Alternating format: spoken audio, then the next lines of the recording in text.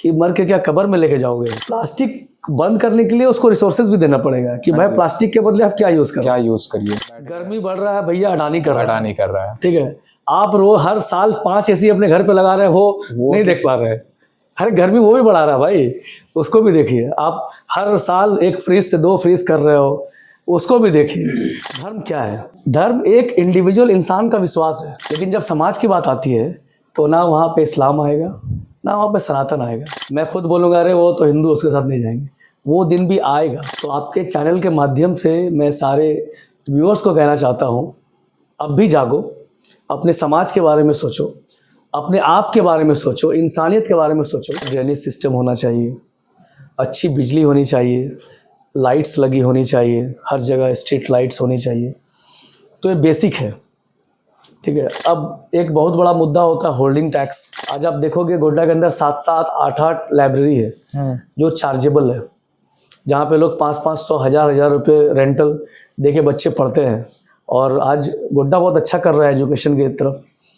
तो क्या नगर परिषद की ये जिम्मेदारी नहीं होती कि एक फ्री लाइब्रेरी बनाए, कि हमारे शहर में एक स्पोर्ट्स एकेडमी हो, जहाँ पे जो आज आप देख रहे हो कि बहुत सारे प्लेयर पनप रहे हैं गोड्डा से, क्रिकेट के क्षेत्र में, नेटबॉल के क्षेत्र में। अभी मैंने रिसेंटली एक नेटबॉल कुछ टीम आई खेल के, मैंने उसको सम्मान किया। हरियाणा के साथ उन्होंने फाइट किया, सिल्वर मेडल लेकर आया। कि गोड्डा एक स्टार्टअप हब हो, ठीक है। जो आज हमारे देश का हालत है कि नौकरी नहीं रही है, नौकरी के लिए लोग परेशान हो रहे हैं। लड़के लड़कियां बीएड एलएड करके स्टाफ की नौकरी कर रहे हैं, 8-10 हज़ार के सैलरी कमा रहे हैं। मैं खुद रखा हुआ था बीएड के बंदे को, जो बीएड करके हमारे यहाँ 8 हज़ार के सैलरी में काम कर रहा है। मुझे मतलब उसको देख के अफसोस आता था, क्यों पढ़े हो भाई इतना, तुम 2 साल कोई स्किल का ट्रेनिंग ले लेते, इससे अच्छा कमा लेते। पहला तो महिला सशक्तिकरण, वुमेन एम्पावरमेंट बहुत ज़रूरी है, स्किल पे काम करना ज़रूरी है, युवाओं को रोज़गार देना ज़रूरी है, ठीक है। तो ऐसे चीज़ों पे काम करना बहुत ही ज़रूरी है। तो इसके पीछे मैं बैक टू बैक काम कर रहा हूँ। अभी हमारे शहर में लगभग 3500 महिलाएं हैं जो एसएचजी ग्रुप के साथ मिलके स्वयं सेवा, हाँ, सेल्फ हेल्प ग्रुप, हाँ सेल्फ हेल्प ग्रुप समूह जो है। लेकिन उसकी सच्चाई आप लोग नहीं पता होगा शायद, मैं अंदर गया हूँ, वो सिर्फ नाम का है, वहाँ पे काम कुछ नहीं हो रहा है। महिलाएं घर में बैठी है, नाम रजिस्टर्ड है, जिनको लोन लेना है वो ले रही हैं, वो लोन अपने ऊपर खर्च कर रही है और बाद में डिफॉल्टर बन।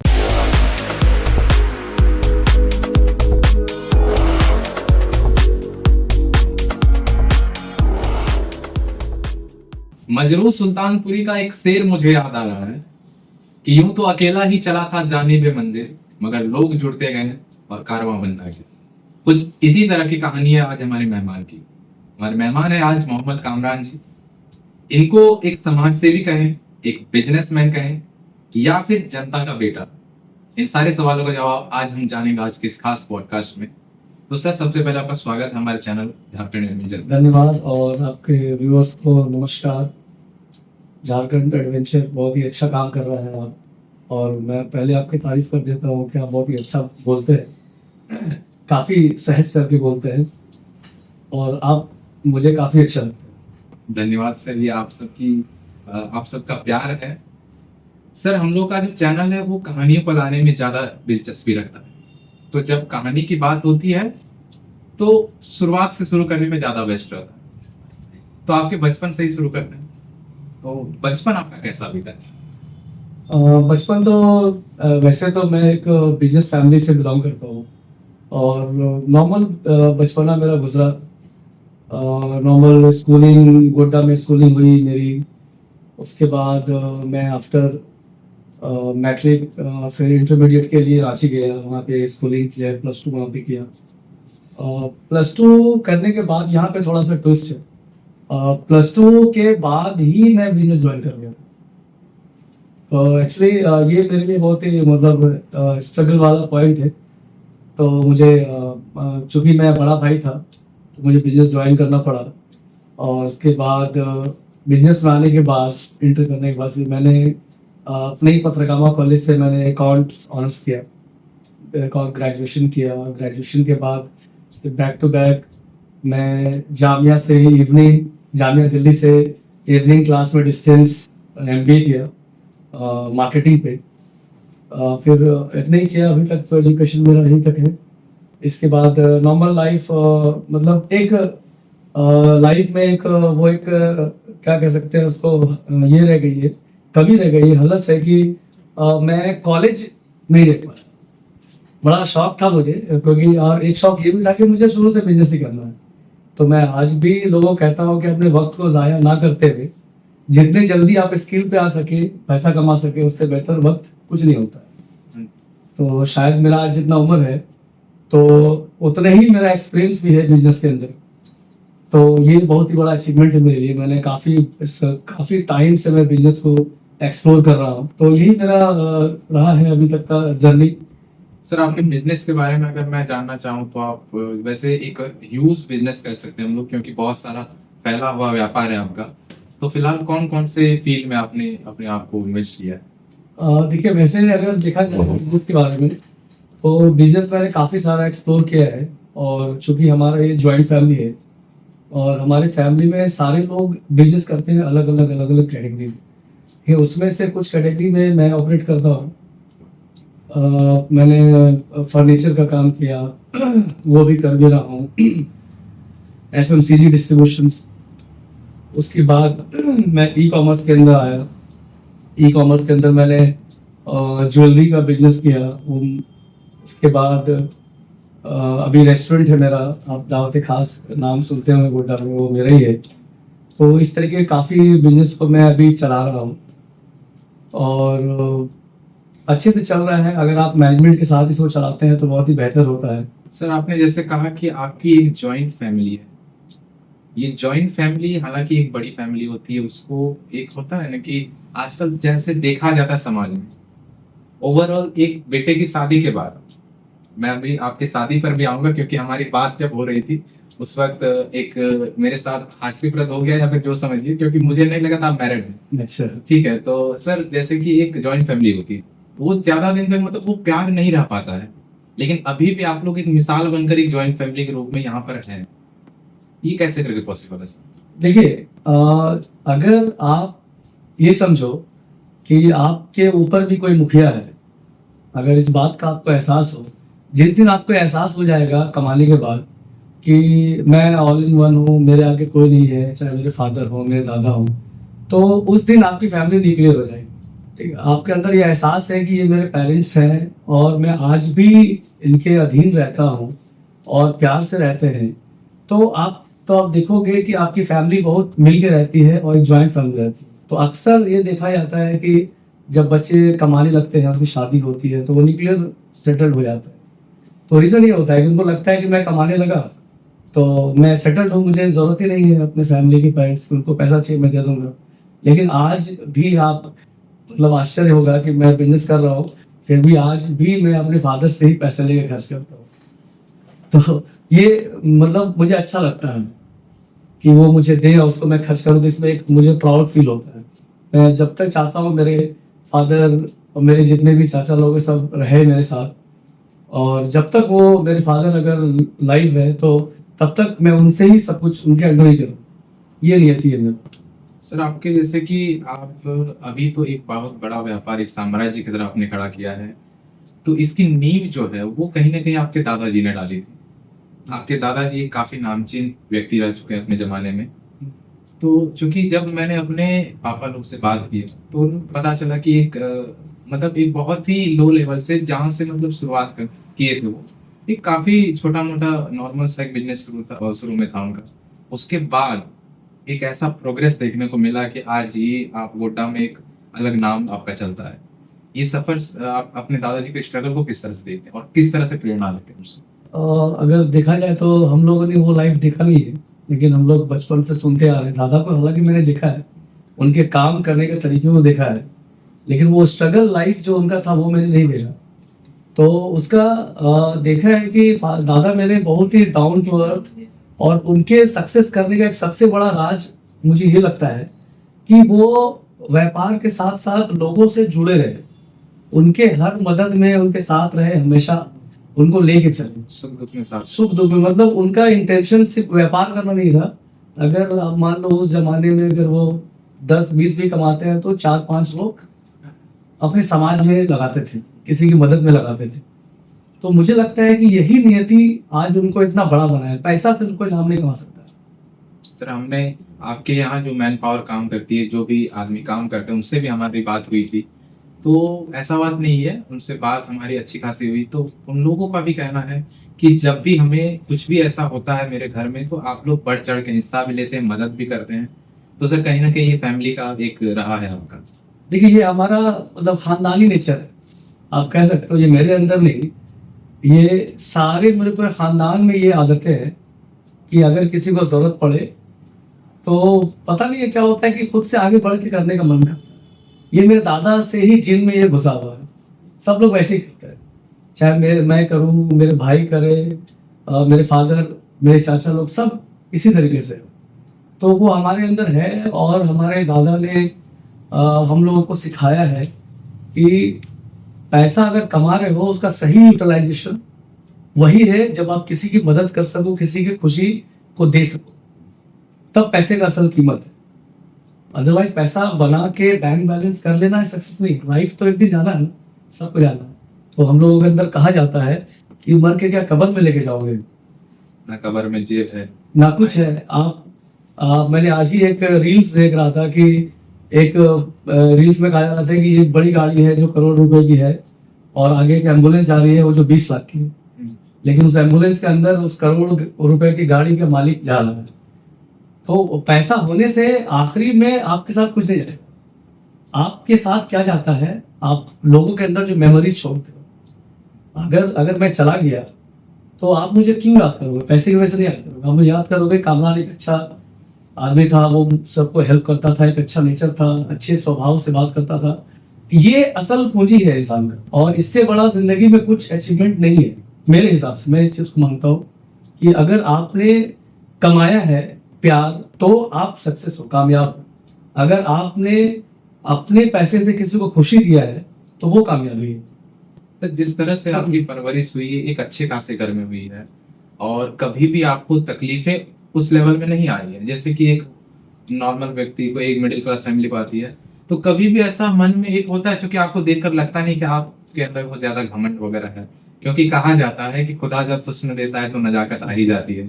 तो वो नजाकत आपके अंदर कैसे नहीं है सर? वही मैं बताया, मैंने बचपन से ही अपने अब एक इंटरेस्टिंग स्टोरी सुनाता हूँ मैं आपको, क्योंकि क्यों नहीं आई मतलब ये घमंड। अक्सर लोग क्या होता है जब एक बड़े घर में होते हैं तो उसके घर वाले बोलते हैं कि स्कूल जाओ, स्कूल से आओ, खेलो कूदो, ट्यूशन लो। लेकिन मेरे घर में क्या होता था, मेरे दादा जितने सामाजिक थे और घर एज ए गार्जियन स्ट्रिक्ट भी थे। अगर हम लोग स्कूलिंग करके आ रहे हैं, पढ़ के आ रहे हैं, तो दादा हम लोग से काम भी करवाते थे एक्सपीरियंस के लिए। तुम सीखो ये काम कैसे होता है, ये काम कैसे होता है। बचपन से हम लोगों ने देखा है। बचपन से दादा हम लोग को बोलते थे बेटा बैठ के पैसा गिनो। तो ये आदत मतलब अंदर में डाला गया हम लोगों को, इसलिए हम लोग डाउन टू अर्थ है। हम लोगों ने अपने स्टाफ के साथ काम किया एक्सपीरियंस के लिए। अगर ये स्टाफ मतलब हमारे बराबर होता था तब हम लोगों ने एक्सपीरियंस लिया उनके साथ, ये व्यापार सीखा है, रियलिस्टिक ये है। तो तभी आज हम डाउन टू अर्थ है। फैसिलिटी सब है, ऊपर वाले का कर्म है, क्या सब कुछ है, लेकिन हम लोगों को इतना घसा गया है ना कि वो घमंडी निकल गया है। निकली है। लेकिन अगर मैं बात अब रुक करूं आपके सामाजिक कार्य की, आपके राजनीतिक करियर की, तो ये कब चुना आपने और क्यों चुना ये चीज? क्योंकि आप और भी चीजें तो कर सकते थे, अपना लाइफ को अच्छे से एक्सप्लोर करके इधर उधर घूमना फिरना। फिर ये जो गोड्डा में रहकर आप गोड्डा को संवारने का जो काम कर रहे हैं, ये कहाँ से है सर? ये कौन सा मोमेंट?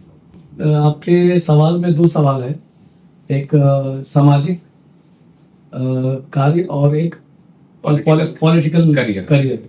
तो ये दोनों डिफरेंट पार्ट है मेरे नजरिए में, ठीक है। पॉलिटिकल करियर एक अलग चीज होती है। मैं पॉलिटिक्स को करियर नहीं मानता, ठीक है। वो पार्ट ऑफ पावर है।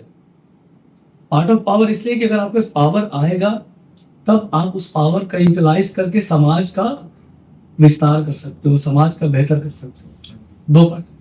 अब आप सामाजिक कार्य में अगर आते हैं तो आप चलिए, ऐसे ही मैं व्यापार कर रहा था, मेरे पास कुछ 30-40 मैन पावर मैं खुद सेल्फ हैंडल करता हूँ। अच्छा।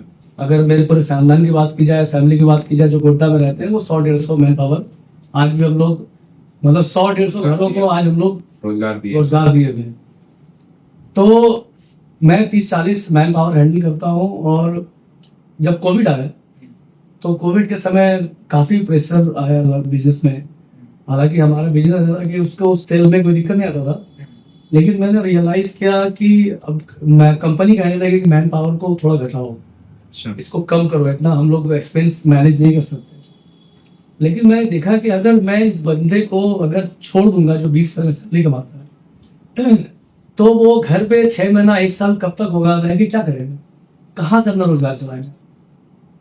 बहुत सोचा, बहुत मंथन किया, तो वहां से मेरी शुरुआत हुई कि नहीं, मैं अभी थोड़ा कम कमा लूंगा जब तक ये पीरियड रहेगा, लेकिन इनको भूखे नहीं मरने दूंगा। तो उस समय मैंने एहसास किया और मैंने सारे मैन पावर को बोला कि आप लोग कहीं नहीं जाओगे। कुछ लोगों को मैं वर्क फ्रॉम होम दिया, कुछ लोगों को शिफ्ट वाइज बुलाता था ऑफिस के अंदर, आप लोग काम करो। डिस्ट्रीब्यूशंस तो आप देख सकते हो कि मैं एफएमसीजी कर रहा था, तो वो एक मतलब जरूरत की चीज है जो रोज मार्केट में जाना ही जाना था। कोविड के समय भी हम लोग एज ए कोविड फाइटर मैंने काम किया है। हमारे जो एसडीओ ऋतुराज थे उनके साथ, उनके टीम पे रह गए। पूरे कोविड में लोग घर पे था और मैं शहर में निकल के काम कर रहा था, ग्रॉसरी डिस्ट्रीब्यूट कर रहा था, गरीबों में बांट रहा था। जो पुलिस काम कर रहे थे उनके लिए कर रहा था काम। सर के साथ हमेशा मीटिंग होती थी और कैसे डिस्ट्रीब्यूट हो, लोगों तक सही चीज पहुंच सके, तो उन चीजों पे काम कर रहा था। उस वक्त से ही मेरे अंदर ये जुनून आया और उस वक्त मैंने वो जो तसल्ली मिली ना, खुशी मिली दूसरे के चेहरे पे खुशी देख के कि चलो भाई सारी जगह लोगों को हटा दिया गया लेकिन हमें नहीं हटाएंगे, तो वो खुशी देख के फिर मुझे लगा कि नहीं, सच में ये असल काम है।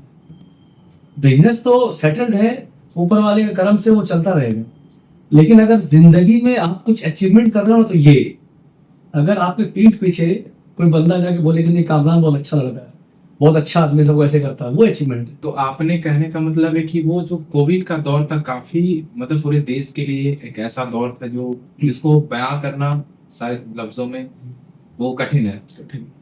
उस दौर में आपने रियल गोड्डा को देखा कि जो एक्चुअल में गोड्डा आप पहले अपने फैमिली के साथ रहकर देख रहे थे, और उस वक्त जो आपने रियलाइज किया कि गोड्डा में इतना सारा तो मतलब इतनी सारी गरीबी है, ये सारी चीजें हैं, उस वक्त यानी कि एक वो जो मोमेंट था, वो मोमेंट था जब आप सामाजिक कार्य किया। सर आप पर्यावरण को लेकर के काफी ज्यादा जागरूक, क्योंकि आप देख लीजिए अभी जो विश्व पर्यावरण दिवस में आपने जो मुहिम चलाई और आने वाले समय में भी ऐसा ऐसा कार्यक्रम आप करेंगे, तो उसके बारे में कुछ बताइए। जैसे कि वो जो कार्यक्रम था उस चीज को लेकर आप क्या कहें। अब देखिए, पर्यावरण के लिए तो एक इंस्पिरेशन है मेरे लिए।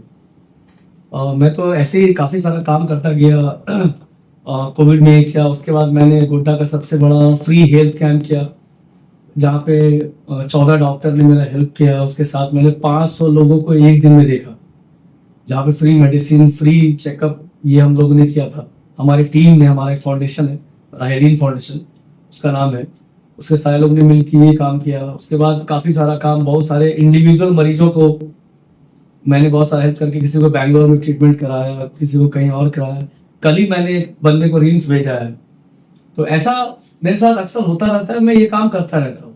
सर आपकी ये जो फाउंडेशन है वो और किस किस सेक्टर में काम करती है फिलहाल। देखिए, अभी मेरा राहेदीन फाउंडेशन इंडिपेंडेंट है। हम लोग चाहते हैं कि अभी जो जो रियल काम हमारे इलाके में हो उसको करना है। क्या क्या अभी इश्यूज आ रही है उसको देखना है। तो अभी तक हम लोग ज़्यादा इश्यूज हेल्थ में देखे, इसलिए हेल्थ पे काम कर रहे हैं। तो अभी हम लोग ने एक एजुकेशन का भी इस पे प्लान किया हुआ है। अभी हम लोग सोचे हैं कि एक छोटा छोटा सेंटर डालेंगे मोहल्ले के अंदर, जहाँ पे जो बच्चे स्कूल नहीं जा पा रहे हैं, जो बच्चे पढ़ नहीं पा रहे हैं, जिसके माँ बाप कहीं पे काम कर रहे हैं, जो 100-150 कमा रहे हैं, उन बच्चों को लाके हम लोग पढ़ाने का प्लान कर रहे हैं। उसके लिए मोहल्ले में छोटा छोटा एक सेंटर डालेंगे और वहाँ से उन लोगों को स्किल करेंगे। तो अब यहाँ से आगे बढ़ते हैं। तो पर्यावरण ऐसे ही, आज से कुछ 5-6 महीना पहले मैं एक यूट्यूब में वीडियो देख रहा था ध्रुव राठी का। तो उस वीडियो ने मुझे झंझोर के रख दिया कि हम लोग जो ऊपर से देख रहे हैं ना, जो हमारा दुनिया है, ये देश, ये शहर, रियल में ऐसा नहीं है। आज हमारे यहाँ पे सी लेवल डाउन हो रहा है। आज जो समुद्र के नीचे रहने वाले प्रजाति है वो ऊपर आ रहे हैं। आए दिन आप सुनते होंगे कि समुद्र के साइड पे ऐसे ऐसे जब सबको देखा जा देखा जा रहा है, ऐसे ऐसे स्पीसीज को देखा जा रहा है जो कभी देखा नहीं ही गया। नहीं गया। उसके बाद ओजोन लेयर तो आप जान ही रहे हैं कि क्या हाल है उसका।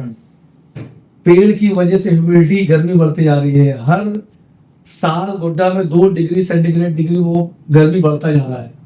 तो इन चीज़ों को जब मैंने डीपली रियलाइज किया तो मुझे पता चला कि नहीं, ये इश्यूज है, ये बड़ा इशू है। अभी हम लोग नॉर्मल डे में क्या देखते हैं भाई कि घर के अंदर पानी आ जाए, बिजली आ जाए, रोड बन जाए, नाला आ जाए, ये तो है ही, ये करना ही है। लेकिन लॉन्ग टर्म के लिए लेकिन अगर आप, काम- मैं आपको बता दे रहा हूँ और मैंने पहले ही बताया था कि आने वाले, ये मेरा प्रिडिक्शन भी है, सेल्फ प्रिडिक्शन, मतलब लोग अपना अपना प्रिडिक्शन करते हैं, मेरा सेल्फ प्रिडिक्शन है कि 15 से 20 साल के अंदर हम लोग देखेंगे कि हमारे जो मनुष्य की प्रजाति है उसके अंदर बहुत सारी कमियां आने लगेंगी, ऑक्सीजन का कमी होगा। तो इन चीज़ों को देखते हुए हमको पर्यावरण की तरफ बढ़ना चाहिए। पर्यावरण में हम लोगों ने 2-3-4 एजेंडा निकाला था उस दिन कि आप पेड़ लगाएं, पेड़ का संरक्षण करें, प्लास्टिक्स यूज ना करें। प्लास्टिक्स सबसे बड़ा जहर है आज के ज़माने में। हमारे दिन भर के दिनचर्या पे कोई ऐसा इंसान नहीं जो प्लास्टिक यूज नहीं करता। अगर हम ऐसे ही प्लास्टिक यूज करते रहे तो आने वाले 5 से 10 साल में आप जहां भी पैर रखोगे वहां प्लास्टिक ही प्लास्टिक होगा। आपको भी पता है एक प्लास्टिक को खत्म होने में 100 साल से भी ज्यादा लगता है। अगर 100 साल प्लास्टिक यूज करते रहे तो क्या होगा? सोच, आज बड़ी बड़ी कंट्रीज है वो उन्होंने प्लास्टिक बैन कर दिया है। सर आपके एक पोस्टर में मैंने पढ़ा था कि माँ कहती थी कि धरती भी एक माँ है, तो हमने इनके गोद में जहर क्यों बो दिया। कहीं ना कहीं ये स्लोगन से आपका पूरा विजन क्लियर हो जाता है कि आप अपने इस पर्यावरण को लेकर आपका नजरिया क्या है। तो आगे क्या क्या प्लान्स है सर? और देखिए, पर्यावरण को लेके मैंने पहले ही अनाउंस किया है कि जब भी कोई नेशनल डे आएगा तो उस दिन जो लोग नॉर्मली झंडोत्तोलन किए, पार्टी किए, एंजॉय किए, हम लोग वो नहीं करके हमेशा पेड़ लगाएंगे हर वक्त। अभी सामने 15 अगस्त आने वाला है, हमारा बड़ा प्लान है 15 अगस्त को, क्योंकि उसमें बारिश का भी मौसम रहेगा। तो 15 अगस्त में हम लोगों ने सोचा है कि कम से कम 1000-2000 पेड़ शहर के अंदर एटलीस्ट लगाएं, फिर बाहर भी जाएंगे। हमारा प्लान अभी और भी आगे जाने का है, सुंदर पहाड़ी जाने का है। सुंदर पहाड़ी में जो अभी जंगलों को जलाया जा रहा है उस पर भी हम लोग काम कर रहे हैं, हमारी टीम भी काम कर रही है, कुछ एनजीओ भी मुझे हेल्प कर रहे हैं। दीप है एक संस्था, और अभिव्यक्ति है एक संस्था, ये बड़े संस्था है, नेशनल लेवल पे है। इन लोगों से हमारी बात हुई है, बहुत ही रिस्पेक्ट करते हैं हमारे, और वो बोले कि आपके साथ मिलकर काम करेंगे। हमारे जोश को देख के बहुत खुश हैं वो लोग। इस मुहिम में भी हमारे साथ थे वो। तो अभी बहुत कुछ करना है पर्यावरण को लेके, तो इस पे बहुत सारा काम करना है। और प्लास्टिक्स को लेके भी बहुत सारा मेरे पास स्ट्रैटेजी है, ब्लूप्रिंट है कि प्लास्टिक को कैसे खत्म किया जाए। इस पे भी मैं रिसर्च वर्क कर रहा हूँ कि इसको कैसे खत्म करें। खत्म करना मतलब नहीं कि दुकानदार को बोल दिया भाई प्लास्टिक यूज मत करो तो खत्म हो जाएगा, नहीं, ऐसा नहीं होगा। प्लास्टिक बंद करने के लिए उसको रिसोर्सेज भी देना पड़ेगा कि भाई प्लास्टिक के बदले आप क्या यूज करें, तब असल सॉल्यूशन होगा। यहाँ पे तो निकलते हैं लोग, भैया प्लास्टिक यूज मत करो, ये प्लास्टिक हटाओ, दूसरा चीज यूज करो। बोल देना आसान होता है, इम्प्लीमेशन कराना आपको ग्रास रूट पे काम करना पड़ेगा। इन सॉल्यूशन निकालिए तब सक्सेस है कोई प्रोग्राम, नहीं तो आप सिर्फ बोल के एक मुहिम चला के। आज काफी सारा कटाक्ष हुआ पर्यावरण को लेके हमारे ऊपर कि आप निकले फोटो खिंचाने के लिए, सब लोग फोटो खिंचा लिए निकल के, लेकिन ऐसा नहीं, मीम टाइप का बना। तो हमारा नियति नहीं है कि उसको मैं कमेंट में रिप्लाई करूँ, मेरा नियति है कि मैं अपने काम से रिप्लाई करूँ। आप देखो, अगर आप इसलिए मैं अगर चुप हूँ तो इसका मतलब नहीं है कि मैं शांत हो गया। मेरे अंदर बैक टू बैक बहुत सारा प्लान चल रहा है, बहुत सारी स्ट्रेटेजी है जो मुझे अपने समाज के लिए करना है। चेहरे पे वो शांति लेकिन अंदर एक तूफान भी है। बिल्कुल बिल्कुल, मैं रोज रिसर्च वर्क करता हूँ, पूरा डायरी लिखता हूँ मैं। अच्छा, ठीक है, मैं रोज डायरी में 2 पन्ना लिखता हूँ अपने समाज कल्याण के लिए कि वो कैसे होना है, क्या इंप्रूवमेंट करें। और सिर्फ सोच विचार नहीं, सॉल्यूशन पे बात करता हूँ कि अगर आपने सोचा है कि ये चीज होना है तो कैसे होना है, कौन करेगा, कौन कौन इसको कर सकता है, उन चीजों पे मैं बात करता हूँ, उस ब्लूप्रिंट पे काम करता हूँ, सिर्फ बोल के नहीं। जैसे सर अभी आपने बताया कि गोड्डा का टेम्परेचर जो है वो साल दर साल जो है वो 1 से 2 डिग्री हाई चला जा रहा है। कहीं ना कहीं इसमें क्या अडानी पावर प्लांट का भी रोल है? देखिए, रोल सबका है। आप अडानी को भी अगर कहते हो कि वो प्रॉब्लम है, हाँ जी। तो आपका एसी भी प्रॉब्लम है, आपका फ्रीज भी प्रॉब्लम है। जब अडानी नहीं था तब भी आपके यहाँ गर्मी थी। हाँ। ठीक है, मैं मानता हूँ आप कंट्रीब्यूशन 50% है उसका, ठीक है, क्योंकि बड़े लेवल पे हाँ, बड़े लेवल पे कर रहा है तो वो है। तो हम लोग अक्सर क्या करते हैं ना कि जिम्मेदारी किसी और पर ठोक देते हैं कि वो बैठ गर्मी बढ़ रहा है भैया अडानी कर रहा है, अडानी कर रहा है। ठीक है। आप रोज हर साल 5 एसी अपने घर पे लगा रहे हैं, वो नहीं देख पा रहे हैं। अरे घर में वो भी बढ़ा रहा है भाई, उसको भी देखिए। आप हर साल एक फ्रीज से 2 फ्रीज कर रहे हो, उसको भी देखिए। आप अपने जमीन का पेड़ काट के बिल्डिंग बना रहे हो, वो भी देखिए। मैं ये नहीं बोल रहा कि अडानी नहीं करता, अडानी तो कर ही रहा है, लेकिन आप भी बराबर के हकदार हैं उसमें गर्मी बढ़ाने के लिए। जैसे कि आपका चेहरा जो है वो एक सेक्युलर पर्सन की तरह गोड्डा में देखा जाता है, क्योंकि आप अब आपकी शायद विचारधारा भी वैसी है। तो जैसे धर्म को लेकर लोग राजनीति कर रहे हैं, इस चीज पे आप क्या कहेंगे? देखिए, जो इंसान धर्म को लेकर राजनीति करता है तो समझिए इंसान उससे बड़ा नीच इंसान मैं किसी को नहीं मानता हूँ कि वो, मतलब देखिए, आप समझिए चीज क्या है। धर्म क्या है? धर्म एक इंडिविजुअल इंसान का विश्वास है। मेरा विश्वास है कि इस्लाम है, आपका विश्वास है कि सनातन है, वो हम लोगों का एक इंटरनल विश्वास है। लेकिन जब समाज की बात आती है तो ना वहां पे इस्लाम आएगा ना वहां पे सनातन आएगा। इंपॉर्टेंट इज इंसान कि अगर हम आदमी हैं तो हर चीज का कल्याण हो सकता है। अगर हम मान ले कि भैया हम मुसलमान हैं, आप मान लो कि हम हिंदू हैं, तो आप रियलाइज करो आज हम ऐसे बैठे हैं और जो राजनीति इस लेवल पे हो रहा है, तो 5 साल के बाद आप देखने में नहीं आओगे, अरे वहां नहीं जाएंगे वो तो मुसलमान है। मैं खुद बोलूंगा अरे वो तो हिंदू, उसके साथ नहीं जाएंगे। वो दिन भी आएगा। तो आपके चैनल के माध्यम से मैं सारे व्यूअर्स को कहना चाहता हूँ, अब भी जागो, अपने समाज के बारे में सोचो, अपने आप के बारे में सोचो, इंसानियत के बारे में सोचो, ठीक है। आप एक एहसास करो, आपका गोड्डा है, यहाँ पे भूकंप आ गया, उस वक्त कौन धर्म देखेगा? कोई नहीं। अभी कोविड रिसेंटली गया तो उसमें कहाँ धर्म? कौन धर्म देखेगा? डॉक्टर मुसलमान तो पेशेंट हिंदू, तो डॉक्टर हिंदू तो पेशेंट मुसलमान। तो जब ऐसा सिचुएशन आता है ना सर, तो उस वक्त कोई धर्म नहीं देखा जाता। तो क्यों नहीं हम इसको अपनी जिंदगी में इम्प्लीमेंट करें? ये सारी चीजें सिखाने के लिए शायद आती है। बिल्कुल बिल्कुल, ये आपको सिखा रहा है कि भाई जब मतलब जब ये जमीन खत्म होगा तो उस वक्त कोई धर्म नहीं रहेगा, ठीक है। तो सबसे पहले इंसानियत ही है। अगर आपके अंदर इंसानियत है तब आप सच में दिल से अपने समाज का सेवा कर सकते। अगर मैं ये सोच लूं, या फिर कोई भी जो राजनीति करते हैं, जो भी राजनेता है, वो जो धर्म के साथ खेलते हैं, मैं इस बात को दावे से कहता हूं, चाहे वो किसी भी कास्ट से हो, वो कभी भी समाज का भला नहीं कर सकते। क्योंकि धर्म उनके सर पर सवार है। धर्म सवाल है, वो तो बिजनेस कर रहा है धर्म का। वो किसी भी कास्ट से हो, अगर वो बोल रहा है कि ये हिंदू है, ये मुसलमान है, मैं हिंदू मुसलमान हूं तो आप हिंदू है, तो वो इंसान समाज का भला नहीं कर सकता। ओवरऑल सर वो उन्होंने धर्म को समझा ही नहीं। समझा ही नहीं है ना। नहीं, धर्म को देख, अब आप कह लो, आप जब कुरान पढ़ो या गीता पढ़ो तो कहीं पे भी आपको नहीं मिलेगा कि कट्टरवाद, कहीं नहीं मिलेगा। मैंने भी कुरान पढ़ा, मैं बहुत बड़ा फैन हूँ प्रॉफिट मोहम्मद का, और उनकी नीतियों को मैं सुनता हूँ, और उसके बाद मैं गांधी जी के सिंपलिसिटी को बहुत फॉलो करता हूँ कि वो जिस तरीके से अपने लाइफ को जिए। तो ये ऐसे लोगों ने जो मैसेज दिया है ना अपने लाइफ में, वो बिल्कुल काबिल तारीफ है। तो इन चीज़ों को जब देखिएगा ना, तो फिर आपको धर्म की बात समझ में नहीं आएगी, कट्टरवाद ही करें, ठीक है। तो इन चीज़ों से मुझे एहसास होता है कि आप सामाजिक बन कर रहें, इंसानियत की बात करें। लेकिन कहीं ना कहीं सर समाज तो उस तरफ जा रहा है कि आने वाले समय में अगर तीसरा विश्व युद्ध होता है तो कहीं ना कहीं धर्म को लेकर ही हो जाएगा। होगा, ये तो प्रेडिक्शन है कि अब जो थर्ड वर्ल्ड वॉर होगा वो धर्म को लेके ही होगा। आज कहीं ना कहीं हो भी रहा है। हो भी रहा है। खैर इन सारी चीजों पर चर्चा तो होती रहेगी।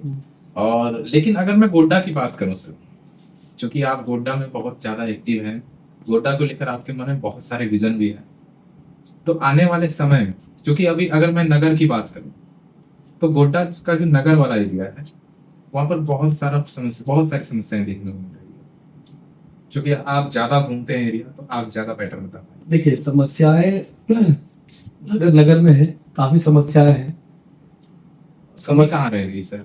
देखिए कमी विजन पे है, ठीक है ना। 12 साल हो गया हमारे क्षेत्र को नगर परिषद बने, उसके पहले 5 साल ये नगर पंचायत रहा, 2 प्रतिनिधि गुजरे। उसका विकास आप भी जब नगर में चलोगे तो देखेंगे। मैं ज्यादा पॉइंट आउट नहीं करना चाहता हूँ उन्होंने क्या किया क्या नहीं किया, वो जनता करी, वो जनता जानती है। और मैं किसी पर कटाक्ष नहीं करना चाहता हूँ किसने क्या किया नहीं किया। आप अगर अच्छे हो सच्चे हो तो आप बात करोगे कि अब क्या करना। चिड़िया चुग गई के तो अब पछतावे का हो, तो अब तो चिड़िया चुग गया है, मामला हल हो गया, पैसा पच गया, तो उस पर बात करने से मतलब नहीं, सॉल्यूशन पे बात कीजिए। अगर आगे इलेक्शन होता है, जो भी प्रतिनिधि करते हैं, तो वो आगे क्या विजन लेके आते हैं, वो पर्सनालिटी कैसा होगा, उसकी विजन्स कैसी होगी जो हमारे नगर का विकास कर सकते। सर क्या आप इस बार होने वाले नगर चुनाव में अपना हाथ आजमाना चाहें? ये बड़ा इंटरेस्टिंग सवाल है, क्योंकि ये सवाल काफी लोगों ने मेरे से पूछा है। तो मैं भी अभी विचार ही कर रहा हूँ इस मामले पे। हो सकता है कि मैं आऊँ, ठीक है, लेकिन मेरा नियति यहाँ पे आना कोई राजनीति करना नहीं है। और मेरा मकसद अगर रहेगा यहाँ पे आने का तो सिर्फ और सिर्फ एक ही है कि अगर मैं समाज सेवा कर रहा हूँ, मैं कुछ अपने शहर के बारे में सोच रहा हूँ, तो उस पे एक पावर मिले ताकि मैं इसको अच्छे से कर सकूं। अभी बहुत सारी चीजें हैं जो डेवलप होना बाकी है, जिसके बारे में अभी लोग सोचे भी नहीं। जो हमारे पुराने लोग गुजरे उन्होंने भी नहीं किया सोचा। अभी देखिए होता है क्या है ना कि अभी बेसिक जो डिमांड है हमारे शहर के अंदर, अच्छी सड़क होनी चाहिए, अच्छा ड्रेनेज सिस्टम होना चाहिए, अच्छी बिजली होनी चाहिए, लाइट्स लगी होनी चाहिए, हर जगह स्ट्रीट लाइट्स होनी चाहिए। तो ये बेसिक है, ठीक है। अब एक बहुत बड़ा मुद्दा होता है होल्डिंग टैक्स, यूजर टैक्स। मैं तो कहता हूँ कि भाई मेरे घर का भाड़ा आप ले रहे हो, मैं तो यही कहता हूँ। अब आप सोचो, फॉर एग्जाम्पल ये मेरा घर है 6000 स्क्वायर फीट पे है, आप अभी आए देख रहे होगे। तो आप इमेजिन करो ये घर एक ऐसे इंसान का हो जो इंसान के पास तो पूर्वज में पैसा था, ठीक है ना, उनके पास एक अच्छा जगह था और उन्होंने बहुत अच्छा कंस्ट्रक्शन उनके बाप दादा ने बना दिया, लेकिन आज की हालात उसकी अच्छी नहीं है। और अच्छा समझ गया। आज की हालात उसकी अच्छी नहीं है, तो वो उसको खाने का लाना पड़ा है। वो इंसान होल्डिंग टैक्स यूजर टैक्स कैसे दे? ये सोचने की बात है। मैं इस बात पे बहुत सोचता हूँ, तो मैंने अक्सर देखा है जब भी मैं क्षेत्र निकलता हूँ, काफी बड़े बड़े घर है, बोलते हैं भैया मेरा 4000 5000 महीने का आता है और मेरा तनख्वाही 12000 है, मेरा घर क्यों देख रहे हो, तो बाप दादा बना के गया है। तो वो इंसान क्या करे? इसका सॉल्यूशन क्या होना चाहिए? देखिए इसके सॉल्यूशन में बहुत सारा काम है। अगर हम लोग प्रस्ताव दें कि क्यों ना हम इनकम के अकॉर्डिंग होल्डिंग टैक्स बनाए। जो आपके कॉमर्शियल बिल्डिंग है उनका, और जो भी व्यापारी बिजनेस कर रहे हैं उनका ITR देखिए, इनकम टैक्स रिटर्न देखिए, उनके अकॉर्डिंग आप उस पर होल्डिंग टैक्स लगाइए। रिसर्च करिए कि क्या क्या कर सकते हैं। एक अपंग आदमी है, उसके बाद भी घर वो कमा नहीं सकता, आप उससे भी होल्डिंग टैक्स उतना ही वसूल रहे हो जितना मुझसे वसूल रहे हो, ठीक है। एक मतलब विधवा औरत अपने घर पे, उसके घर में कमाने वाला नहीं है, आप भी उससे उतनी होल्डिंग टैक्स वसूल रहे हो जितना आप मेरे से वसूल रहे हो। तो ये सोचने का विषय है कि हम इसको सेग्रीगेट क्यों नहीं कर सके, सेपरेट क्यों नहीं कर सके। फिल्टर करना पड़ेगा कि होल्डिंग टैक्स किससे कितना लेना चाहिए, कॉमर्शियल बिल्डिंग्स का क्या टैक्स होना चाहिए, रेसिडेंशियल का क्या होना चाहिए, हायर इनकम वाले के लिए क्या होना चाहिए। इससे क्या होगा ना कि जनता पे एक अच्छा प्रभाव पड़ेगा, एक रिस्पेक्ट आएगा। आज आप देखें ना, आज अगर मान लो कि मुझे 10 करोड़ वसूलना है साल का, तो वसूलते कितना, 2.5 करोड़। अब क्या करोगे? लेकिन आप इसको अगर स्मूथ बना दोगे तो शायद वो भी इंसान पैसा देना शुरू करे, ठीक है ना, आपका रेवेन्यू बढ़े। आप इसको स्मार्ट वे में करो, किसी भी प्राइवेट कंपनी को एजेंसी दे दिए कि भैया पैसा वसूल के दो, और वो रोज निकल रहा है, कलेक्शन में जा रहा है, रिमाइंडर दे रहा है, तो आप कब तक प्रताड़ित करके पैसा वसूलोगे? आप इसके अंदर रेजोल्यूशन लाओ, इसके अंदर एक प्रस्ताव लाओ जो बेहतर हो सके, हर नागरिक के लिए हो सके। ना ही आप नागरिक को सेवा दे पा रहे हो और होल्डिंग टैक्स वसूलने पे लगे हो। इन चीजों पे काम करना बेहद जरूरी है। अब देखिए, और भी कुछ चीजें हैं जो हम लोगों को अभी तक करना चाहिए। अगर अभी तक नहीं हुआ है तो आगे करेंगे। तो सर, अगर आपको चुनती है जनता, चूंकि आपका विजन को देखकर, तो आपका क्या रोड मैप रहेगा आने वाले 3 महीने, 4 महीने, 6 महीने तक का? देखिए, मैं झूठा कमिटमेंट तो नहीं करूंगा कि आने वाले 4 महीने में मैं ये कर दूंगा। आने वाले वो बड़े बड़े पॉलिटिशियन करते हैं, मतलब भैया 100 दिन का रोड मैप है, हम 100 दिन में यही कर लेंगे, लेकिन वो सच में होता नहीं है, ठीक है ना। मैं बहुत गंभीर चीजों से, मैं अक्सर मोबाइल भी खोलता हूँ ना, तो वही सब चीज देखता रहता हूँ। तो वो मतलब कह सकते हैं कि झूठा वादा करने से कोई फायदा नहीं। कई लोग तो आजकल आप देख रहे होंगे कि रोड पे निकल जाते हैं कैमरा लेके, ये हम करवा देंगे, वो हम करवा देंगे, और रियल में होता नहीं है, सिर्फ बोल देते हैं, टीआरपी बढ़ा दिए चैनल का, मामला खत्म हो गया, लेकिन ये होता नहीं। अब आप ये पूछो कि आप क्या करोगे, तो मैं बताता हूं कि सबसे पहला जो जरूरत है हमारे शहर में, जो मैंने अभी 4 बेसिक चीजें बताई, सड़क, नाला, ड्रेनेज, लाइट्स, ये सब कुछ है। अभी भी मुझे लगता है कि 50% से ज्यादा रोड नगर में बना नहीं है, गलियों के अंदर। ड्रेनेज के बारे में तो आप बोलो ही मत। नाला का तो ये हाल है, जो नाला शहर में चौड़ी रोडों पे दिखता है, बस वही नाला है। मैं खुद भी गुड्डा से हाँ, तो पता ही होगा आपको। आज मैंने एक वार्ड नंबर 7 का एक न्यूज देख रहा था, मैं देख रहा था, तो उसमें पता चला कि बीच रोड पे नाला बह रहा है, मतलब रोड बना नहीं है, और घर का सबका ड्रेन निकल के रोड के बीच से जा रहा। बच्चे को स्कूल जाने में परेशानी है, दुकानदारों को बाहर निकलने में परेशानी है, मतलब बूढ़ी माँ घर से बाहर नहीं निकल पा रही है। ऐसे कई सारे इश्यूज हैं। तो ये बेसिक चीजें हैं, ये होने ही चाहिए। अब आप थोड़ा आगे बढ़ो, ये तो हो गई, ये बेसिक चीजें। आप मुझे ये बताओ, एजुकेशन सेक्टर पे क्या अभी जिस तरीके से एजुकेशन का लेवल गोड्डा में बढ़ता जा रहा है, आज आप देखोगे गोड्डा के अंदर 7-7, 8-8 लाइब्रेरी है जो चार्जेबल है, जहाँ पे लोग 500-500, 1000-1000 रुपये रेंटल दे के बच्चे पढ़ते हैं। और आज गोड्डा बहुत अच्छा कर रहा है एजुकेशन की तरफ। तो क्या नगर परिषद की जिम्मेदारी नहीं होती कि एक फ्री लाइब्रेरी बनो? एक फ्री लाइब्रेरी होना ही चाहिए, ये बहुत ही इंपॉर्टेंट है। हर घर में बच्चा होता है, ठीक है, हर घर में 2-3 बच्चा होता है। आप मुझे बताओ, मैं यहाँ रहता हूँ, मेरे बच्चे को खेलने का मन होगा तो कहाँ जाएगा? एक ग्राउंड होना चाहिए, एक पार्क होना चाहिए। और अब ऐसा नहीं है ना कि 20 वार्ड का आदमी गोड्डा चिल्ड्रन पार्क में आ जाए, या 20 वार्ड का आदमी गांधी मैदान पे आ जाए। तो मेरा एक कॉन्सेप्ट ये भी है कि कम से कम 3-4 वार्ड में भी जो भी जमीनें सरकार की हो, वहाँ पे एक छोटा छोटा प्लेग्राउंड, कम्युनिटी प्लेग्राउंड, जहाँ पे ओपन जिम हो, ठीक है, बच्चे खेलने का एक अच्छा गार्डन हो, महिलाएं बैठ के गप्पे शप्पे मारे, मतलब इस तरह के माहौल होना चाहिए। मैंने देखा है बाहर, ये सारी चीजें मैंने नगर परिषद में, नगर निगम में मैंने देखा है। ये बहुत बड़ा खर्च नहीं हुआ सर, इसमें खर्च की बात ही नहीं है, ये विजन्स की बात है। अगर आपका विजन्स बड़ा है ना, तो आप कुछ भी कर सकते हो। और अब ये मैं ऐसी ऐसी चीजें बोल रहा हूँ कि जो चीज में पैसा नहीं लगता है। आप लाइब्रेरी की बात कर रहे हो, नगर परिषद के पास इतना बड़ा भवन है, नगर परिषद का एक भवन ऐसा भी जो खाली पड़ा है, सड़ रहा है, हम तो वहां भी लाइब्रेरी बना सकते हैं 2-3 लाख खर्च कर। हम क्यों 10 करोड़ का, 5 करोड़ का बिल बनाएंगे?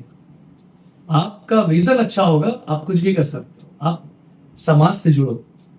अब आप ये देख लो, और मेरा एक इंटरनल बहुत दिली ख्वाहिश है कि हमारे शहर में एक स्पोर्ट्स एकेडमी हो, जहाँ पे जो आज आप देख रहे हो कि बहुत सारे प्लेयर पनप रहे हैं गोड्डा से, क्रिकेट के क्षेत्र में, नेटबॉल के क्षेत्र में।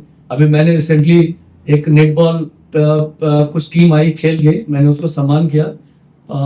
हरियाणा के साथ उन्होंने फाइट किया, सिल्वर मेडल लेकर आया। हरियाणा से पूरा भारत टक्कर नहीं हो सकता है, गोड्डा लेके आया है। तो आप समझो क्या मतलब पावर है। तो एक एकेडमी होना चाहिए जहाँ पे बच्चे क्रिकेट सीख सके, उस लेवल का सपोर्ट नहीं मिलता, नेटबॉल सीख सके, मतलब ये होना चाहिए। अब आप देखो गोड्डा में मुझे लगता है कि 6-7 अच्छे बढ़िया तालाब होंगे जहाँ पे हमें जल संचय करना चाहिए। अभी हमारे डीसी मैडम ने एक अच्छा मतलब ये इनिशिएटिव लिया है कि जो भी जहाँ भी जल संचय की जा रही है वहाँ पे अगर पब्लिक द्वारा इंक्रोचमेंट किया गया है तो उसको खाली किया जाए। ये एक बहुत ही काबिल तारीफ इनिशिएटिव है मैडम की तरफ से। तो जहाँ भी हम जल संचय करते हैं, आप जाओ और देखो आपके तालाब का क्या हाल है, कि क्या वहाँ पे सच में जल संचय हो रहा है, सूखा पड़ा है। अच्छा है, अभी रेनोवेशन कुछ सौंदर्यीकरण की बात चल रही है किसी किसी तालाब में। उस तालाब के मेड़ पे भी प्लांटेशन होना चाहिए, उस तालाब में भी एक गार्डन नुमा तैयारी होना चाहिए। और देखो, क्योंकि वो तालाब हमारी श्रद्धा से भी जुड़ा है, हम वहाँ पे छठ मनाने के लिए जाते हैं, हम दुर्गा पूजा में विसर्जन के लिए जाते हैं, हम लोग मुहर्रम में भी वहाँ जाते हैं। तो एक श्रद्धा से जुड़ा हुआ भी जगह होता है। तो आज वैसे जगहों पे लोग नशा कर रहे हैं, हमें उसे अच्छे से सौंदर्यीकरण करके, फेंसिंग करके ऐसा बना दिया जाए कि समाज के बच्चे बूढ़े सब लोग वहाँ जाए, बैठे, उस नेचर का एंजॉय करें, मजा लें। तो ऐसी छोटी छोटी बहुत सारी चीजें हैं जो हमारे शहर में किया जा सकता है, खूबसूरती को निखारा सकता है। तो इन चीजों पे काम करना जरूरी है।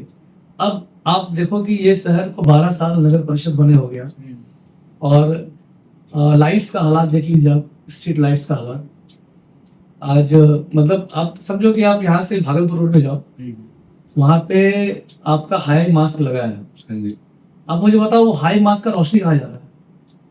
बिल्डिंग के ऊपर ही तो जा रहा है, बिल्डिंग के ऊपर जा रहा है, एक हाई स्कूल के अंदर जा रहा है, एक सरकारी बिल्डिंग के अंदर जा रहा है।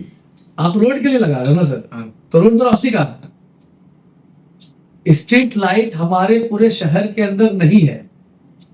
खंबा के ऊपर लाइट लगा देना स्ट्रीट लाइट नहीं होता है। स्ट्रीट पर लाइट, स्ट्रीट पे लाइट लगाओ विथ पोल, ठीक है ना, उसे कहते हैं स्ट्रीट लाइट। आज पूरे नगर परिषद में नहीं है, शर्म की बात।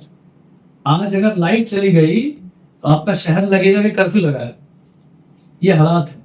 ये भी बहुत आसानी से और फ्री हो सकता है, जैसे इसके लिए मेरे पास ब्लूप्रिंट है। तो लेकिन करना नहीं चाहते, मान लो क्यों, हाई मास्क हम लगाएंगे तो वहां पे कमाने का मौका मिलता है लोगों को।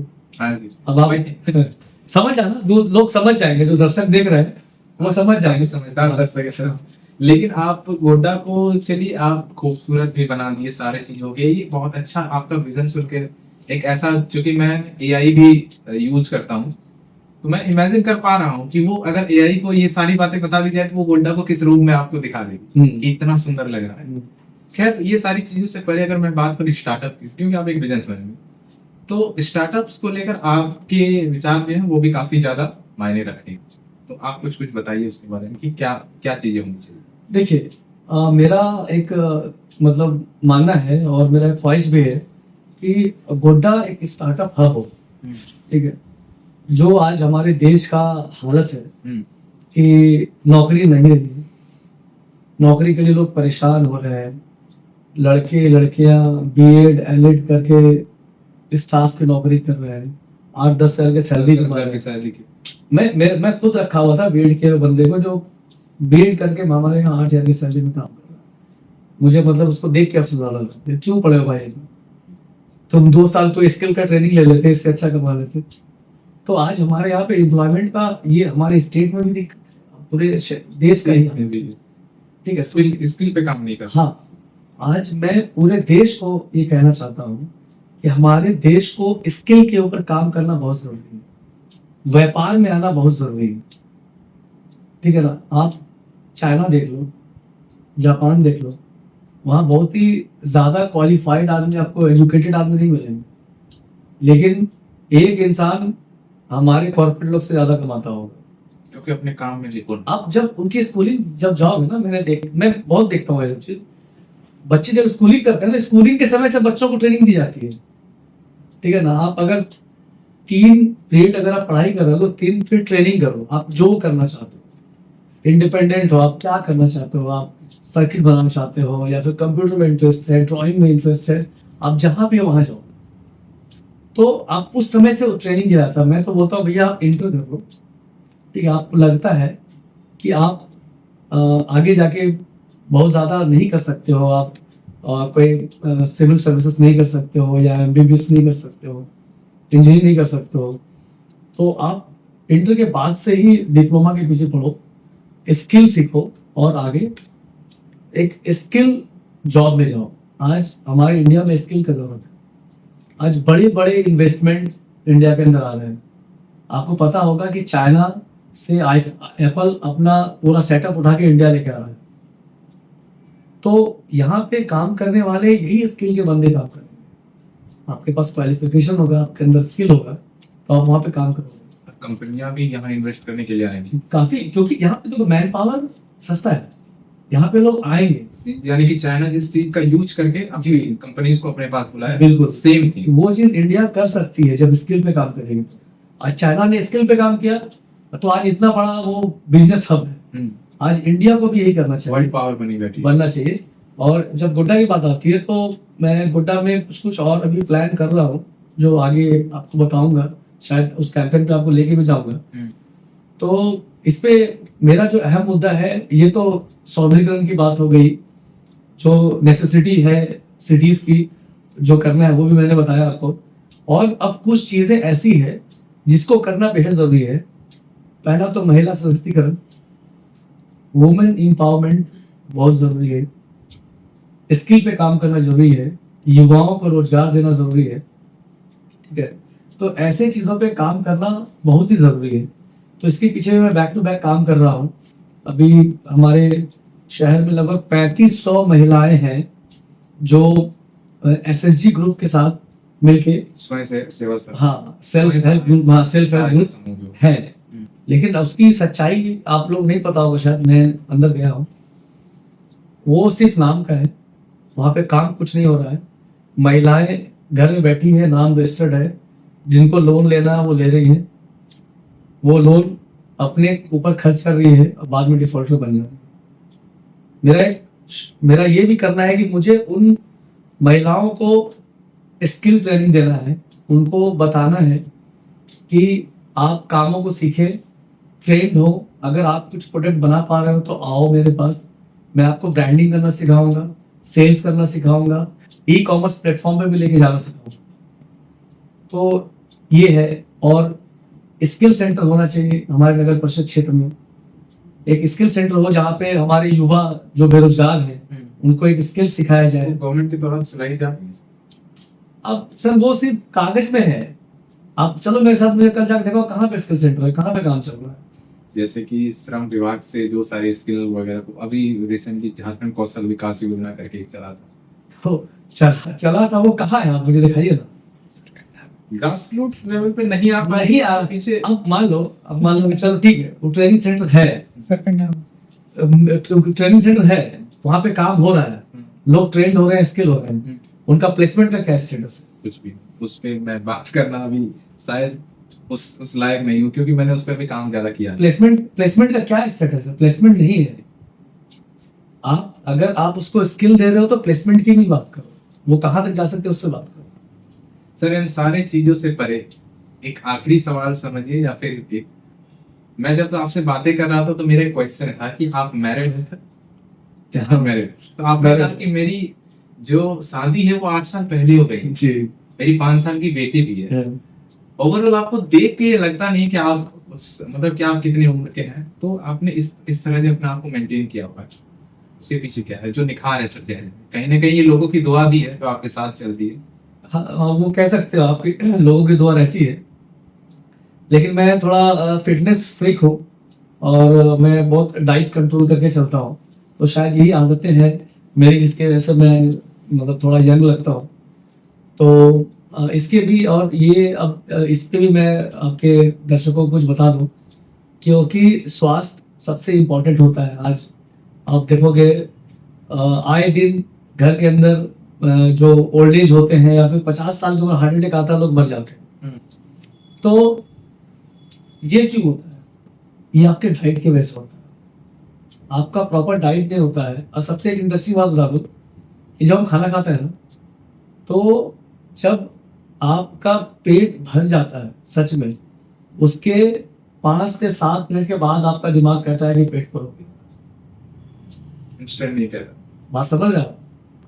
पेट को आपका जितना नीड था वो तो पूरा हो जाता है, लेकिन उसके 5-7 मिनट हम एक्स्ट्रा खाते, तो इस वजह से क्या होता है कि हम लोग एक्स्ट्रा खाते हैं। तो इसी आप देखते होंगे जब कोई बीमार आदमी होता है तो उसको कहा जाता है कि आप 1 कप चावल खाओगे, इतना दाल खाओगे, इतना ग्राम ये खाओगे। तो वो बीमार आदमी के लिए नहीं है, वो सबके लिए होना चाहिए। ठीक है ना? वो हेल्दी डाइट है। वो हेल्दी डाइट है। आपको आपका काउंट पता होना चाहिए, कैलोरीज पता होना चाहिए कि अब मान लो कि आप मोटे हो, आपको फैट लॉस करना है, तो लो कैलोरीज खाना है। ठीक है, आपके बॉडी को चाहिए मान लो 2400 कैलोरीज, तो आप फैट लॉस तभी कर सकोगे जब आप 1800 कैलोरीज 1600 कैलोरीज खाओगे तब। और अब कोई दुबला पतला आदमी है, उसको अगर मसल्स बिल्ड करना है तो उसको हाई कैलोरीज खाना है। अगर उसका 1800 कैलोरीज कंजम्पशन है, उसको 2200-2400 कैलोरीज खाना चाहिए। तो मैं बड़ा ये सब चीज़ करता रहता हूँ, इससे मुझे आता है डाइट बनाना। और वैसे मेरी वाइफ डाइटिशियन भी है, तो उसने भी मुझे बहुत सारा गाइड किया है कि डाइट कैसे बनता है, और प्रोटीन किसमें ज़्यादा है, कैलोरीज कहाँ कम है कहाँ ज़्यादा है। और एक टिप्स मैं सब दर्शकों को देना चाहता हूँ कि जो भी आप देख रहे हैं, अपने किचन से वो 3 चीज़ निकाल दें। क्या क्या 3 चीज? रिफाइंड ऑयल, मैदा और चीनी। रिप्लेसमेंट में क्या चीज आनी चाहिए? बता रहा हूँ, ये 3 चीज़ आप निकाल दीजिए। आप मैदा के अलावा तो आटा खाइए, रिफाइंड की जगह पे आप मस्टर्ड ऑयल खाइए, घी खाइए, अगर पिराया हुआ तेल मिलता है मस्टर्ड तो वो खाइए। शुगर की जगह पे आप गुड़ यूज करिए, शुगर फ्री यूज करिए। ठीक है, और बेहतर तो यही है कि खाइए शुगर कम। सबसे बड़ा जहर शुगर है, सबसे ज्यादा हाई कैलोरीज इंटेक शुगर के अंदर है। मैदा आपको दिक्कत करता है, रिफाइन तो जहर ही है। तो अगर आप ये 3 चीज छोड़ देते हो और अपने खाने को बैलेंस कर लेते हो, भूख लगे ना लगे भैया मैं रात में 2 रोटी खाऊंगा, ठीक है, 2 कप चावल खाऊंगा, और ब्रेकफास्ट में मैं ये ओट्स खाऊंगा, ओटमील खाऊंगा, कुछ भी खाऊंगा, या ब्रेड ऑमलेट खाऊंगा। तो एक क्वांटिटी होना चाहिए खाने का। आप ये मत सोचिए कि आज खाना टेस्टी है तो मैं दबा के खा लेता हूँ, आज अच्छा नहीं है तो छोड़ देते हैं। ये नहीं, आप अपना डाइट बनाइए, बैलेंस डाइट बनाइए। टॉपिक भी है सर, हाँ, क्लास में भी पढ़ा। हाँ, ये टॉपिक है, आप कभी और कवरेज करना, मैं इस पर थोड़ा डिटेल में बात करूंगा। ये काफी बड़ा मुद्दा है और मैं सारे दर्शकों को सिखाऊंगा भी कि डाइट कैसे बनता है। आप अपने लिए सिर्फ डाइट कैसे बनाएं, आप अपना कैलोरीज काउंट कैसे करें, वो मैं और भी आगे बताऊंगा। सर तो चलिए, ये सारी बातें तो होगी, आपसे बात कर अच्छा लगा, लेकिन एक सवाल, आप झारखंड एडवेंचर की टीम को क्या सलाह देना चाहते हैं? क्या कमी है देखिए, और क्या क्या खूबियां है?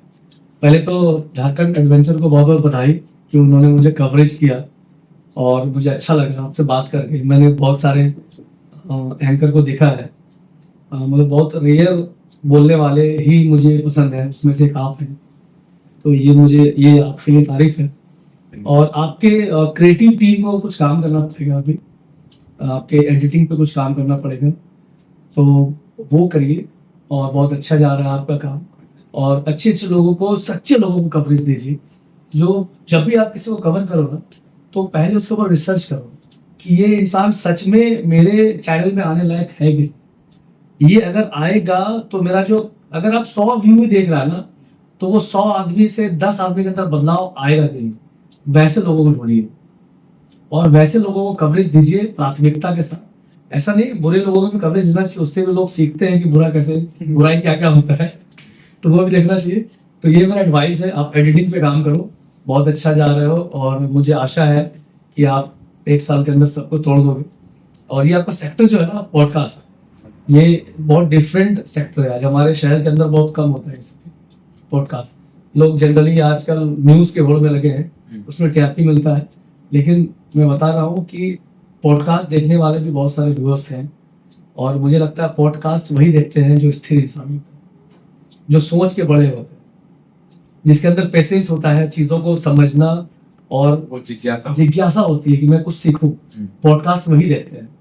3 मिनट का वीडियो सब देख लेते हैं। आपको आजकल वो रील की दुनिया चल रही है। हाँ, आप ये समझो बहुत फिल्टर्ड लोग होते हैं। अगर आप समझो आपके पास अगर 100 व्यू आया ना, आप समझो कि वही किसी और 3 मिनट के वीडियो में 10,000 हो सकता है।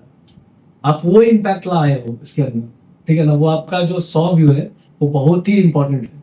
वो बहुत बड़े लोग हैं जो देख रहे हैं उसको, मैं ये मानता हूँ। यहाँ पर हमारे दर्शकों की भी तारीफ हो गई और साथ ही साथ आज सर से बात कर कर काफी सारी जानकारी मिली है। गोड्डा को लेकर इनका जो विजन है वो काफी खूबसूरत सा है। बात कर कर अच्छा लगा, बहुत सारी जानकारी मिली। मैं क्या ही कहूँ, एक ही मतलब हर बार वीडियो में कहना अच्छा नहीं लगता, लेकिन तो पर भी कह देता हूँ कि चैनल को सब्सक्राइब कर लीजिएगा। आप लोग फेसबुक पर देख रहे हैं तो पेज को फॉलो कर लीजिएगा। और साथ ही साथ मिलते हैं एक इसी तरह की एक प्रेरणादायक कहानी और कहें तो चैलेंजिंग लाइफ को लेकर। तब तक के लिए जय हिंद, जय भारत।